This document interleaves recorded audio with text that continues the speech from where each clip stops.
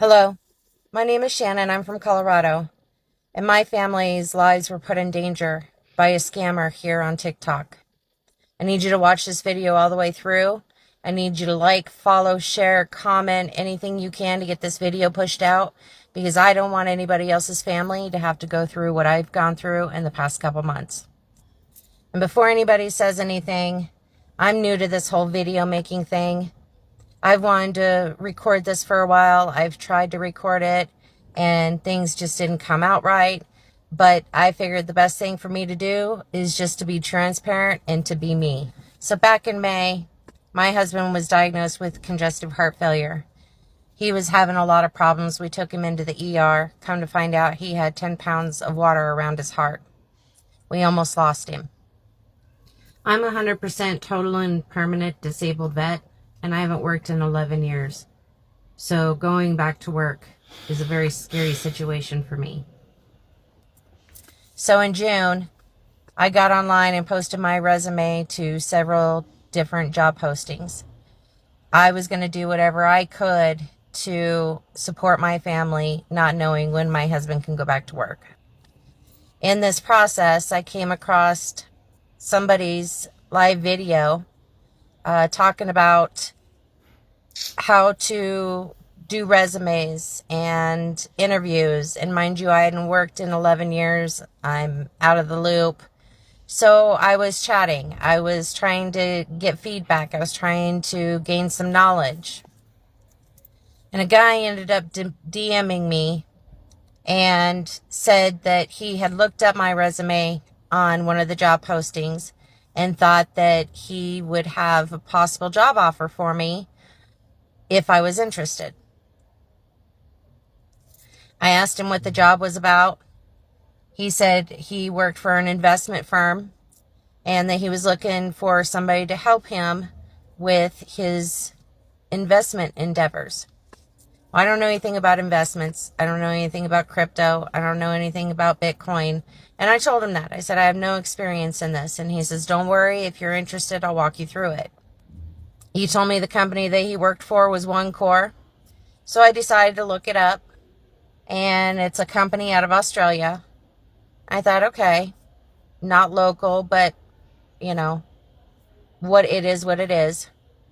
So then I told him, I said, I looked it up. And he says, yes, we do real estate investments. We do Bitcoin. We do cryptocurrency along with other things. So I asked him to explain it to me, what each one was. And that time, I'm also doing research on my own. One, about the company. Two, about, I've heard people making money through, Bitcoin and investing and cryptocurrency. So I was trying to do my due diligence to make it to where I understood the position and to make sure that it was something that I wanted to do. I asked him if he was in Australia. He said no, he lived in Burbank. And I said, okay, that's cool. So I asked him for a job application. He was happy to send that to my email. I filled it out. I submitted it back. I had some questions about taxes and things like that. He answered those for me. Now, mind you, everything seemed really legit. Like I had done my homework. I looked into this company. There were no red flags at all at this point. I know it's probably sounding now that I'm naive, and maybe I was, but I was desperate given the circumstances. So after he came back and said that my application had been approved, that the OneCore was going to hire me on, I was ecstatic. I was like, oh my God, this is something I can do from home. I asked him about income, and he said, well, it all depends on the investments. So if I invest in Bitcoin, for example, I invest $50,000, I would get a percentage of that up front. And when I sold the Bitcoin, I would get a percentage off the back.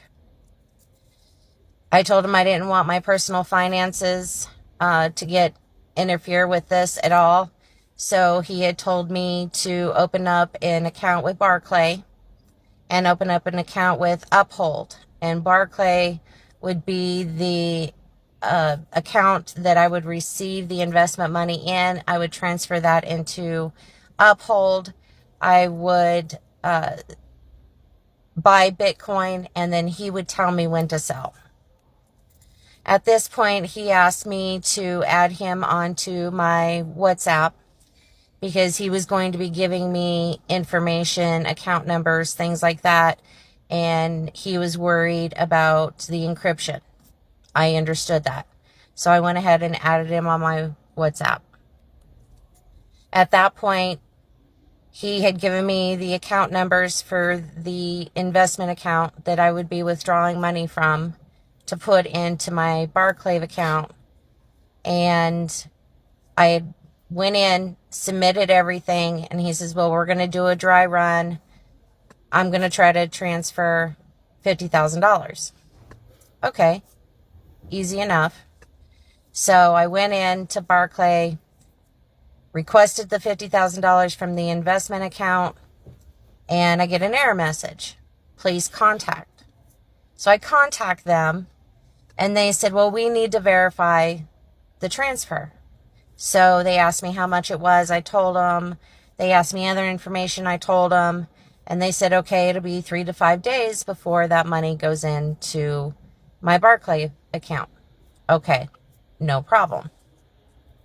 Now, during this whole excursion, we were talking back and forth. I asked him if he had kids. He said no.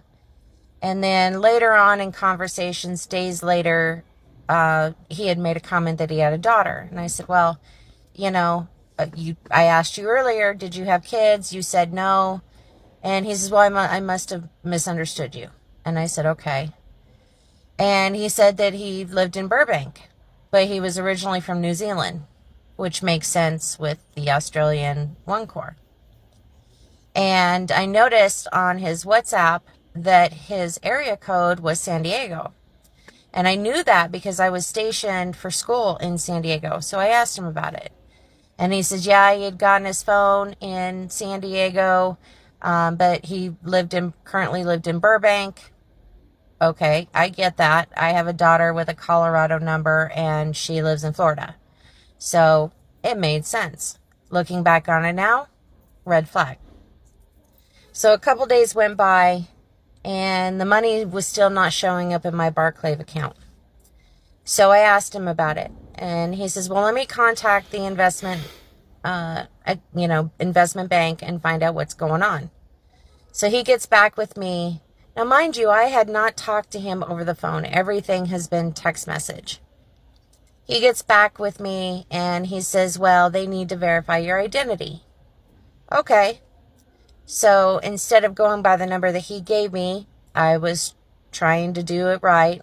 And I looked up the bank, and I called the bank, and sure enough, it was an active account that the One Corps had given me permission to have access to the account. All I had to do was verify my identity. Okay, not a problem. Went through that, got done with that, contacted him back, said I verified my identity. Everything seemed legit. He says, okay, well, we're going to go ahead and try to do another transfer. No problem. So try to do another transfer. That didn't work. I get a message. Please contact. So contacted Barclay again. And they said that my account had been flagged. And I said, okay. And they said, well, are you in Miami, Florida? I said, no. And they said, okay, well, per the IP address, we know that you live in Colorado. And you're not currently in Miami, Florida, have not been in Miami, Florida.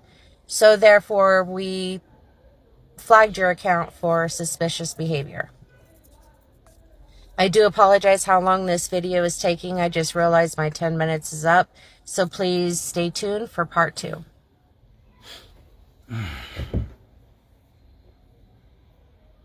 Please learn. It's for your own good. Wait for part 2. Wait for part 2.